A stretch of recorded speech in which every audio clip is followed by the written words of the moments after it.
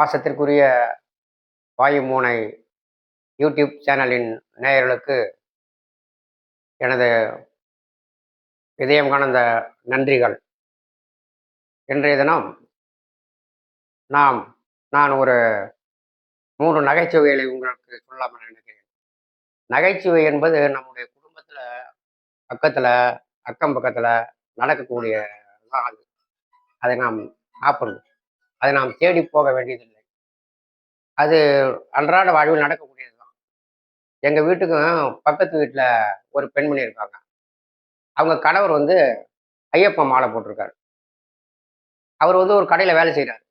அவர் என்ன பண்ணாரு, அவங்க அந்த அம்மா என்ன பண்ணாங்க, அவங்க பையனை கூப்பிட்டு, தம்பி 500 பணம் தரான், நம்ம அப்பா சாமிகிட்ட கொண்டு கொடுத்துட்டு வா அப்படின்னு சொல்லி அந்த பையன்கிட்ட அந்த அம்மா 500 கொடுத்தது. சரிம்மா கொண்டாம்மா, நான் கொடுத்துட்றேன் அப்படின்னு சொல்லி அந்த பையன் பணத்தை வாங்கிட்டு போயிட்டான். அப்புறம் ராத்திரி 8 மணி ஆச்சு. அவர் வேலை முடிச்சுட்டு வந்தார். அந்த பெண்மணியுடைய கணவர் கூட்டு வந்ததான், ஏமா பணம் 500 கொடுத்துட்டு வர சொன்ன பையன்கிட்ட கொடுத்து சொன்னேன், கொடுத்து அனுப்பலையா நீ அப்படின்னு அவர் கேட்டார்.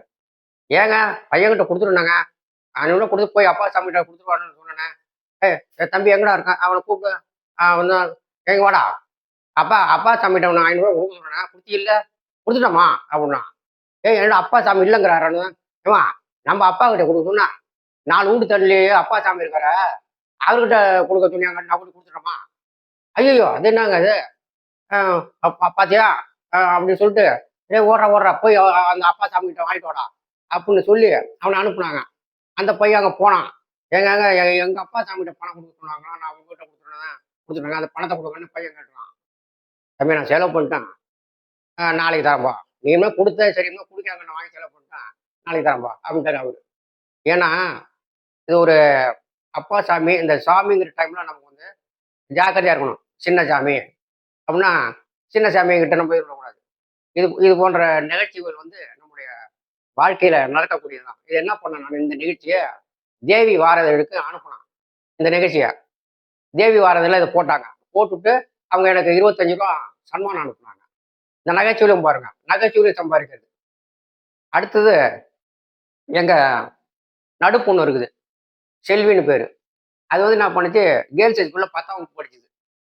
படிச்சுக்கிட்டு இருக்கும்போது அது என்ன ஹோம்ஒர்க் பண்ண போடுறது. அந்த டீச்சர் என்ன பண்ணாங்க, நீ என்ன நினைச்சுக்கிட்டு இருக்க அப்படின்னு டீச்சர் எங்க பாப்பாவை கேட்டாங்க. எங்க பாப்பா உடனே சொல்லிச்சு, டீச்சர் நான் டீச்சர் ஆகணும்னு நினைக்கிறேன் டீச்சர் அப்படின்னு அது சொல்லிச்சு. இதை குபீர் மாணவர்களும் மாணவிகளும் டீச்சரும் சிரிச்சுட்டாங்க தங்க மறந்து. இதை எங்க பாப்பா என்கிட்ட சொல்லிச்சு. நான் என்ன பண்ணேன், இந்த நிகழ்ச்சியை அப்படியே எடுத்து அப்படியே தேவிக்கு அனுப்புனான். தேவி வாரதழுக்கு பிரச்சனம் பண்ணாங்க. பிரச்சனை பண்ண அவங்க ஒரு 25 ரூபா அனுப்புனாங்க நமக்கு.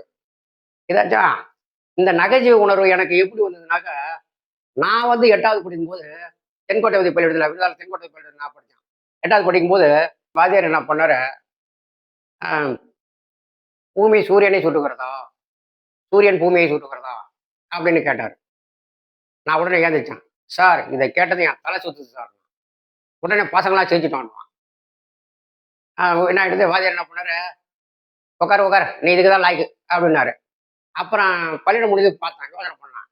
இந்த சிரிப்பை பசங்க சிரிச்சது நல்லா தான் இருக்குன்ட்டு இந்த சிரிப்பை ஒரு கார்டில் சேலம் மாலை முரசுக்கு இதை அனுப்புனான். சேலம் மாலை முரசுக்கு அனுப்புனா தமாஸ் பகுதியில் அவங்க போட்டாங்க. இதில் என்னன்னா தமாஸ் பகுதிக்கு 1 ரூபா அன்பளிப்பு அதுவும் போட்டிருந்தாங்க. அப்போ எனக்கு 1 ரூபா மணி ஆர்டர் சேலம் மாலை முரசு ஆஃபீஸ்லேருந்து நான் தென்கோட்டை ஹாஸ்டல் படிக்கும் போது மணி ஆர்டர் போஸ்ட்மேன் யாருங்க அது, 1 ரூபா மணி ஆர்டர் வந்திருக்கு அப்படின்னா, என் கூட படிக்கலாம் வெளியே நம்ம இவனுக்கு கோவில் 1 ரூபா மணி ஆர்டர் வந்துருக்கு, சொந்த பேர் கோவில் தான், கோவிலுக்கு மணி ஆர்டர் வந்துருக்கு 1 ரூபா, அவங்க எல்லாம் வேடிக்கை பார்த்தாங்க. இப்படித்தான் எனக்கு இந்த நகைச்சுவை உணர்வு ஏற்பட்டது. எனவே நீங்கள் நகைச்சுவை உணர்வோடு இருந்தால் நலமுடன் வாழலாம் என்பதை இந்த பதிவு மூலம் தெரிவித்துக் கொள்கிறேன். அன்பான வேண்டுகோள், வாயுமூனை யூடியூப் சேனலை சப்ஸ்கிரைப் பண்ணுங்க, ஷேர் பண்ணுங்க, லைக் பண்ணுங்க. மிகவும் எனக்கு பயனுள்ளதாக இருக்கும். வணக்கம்.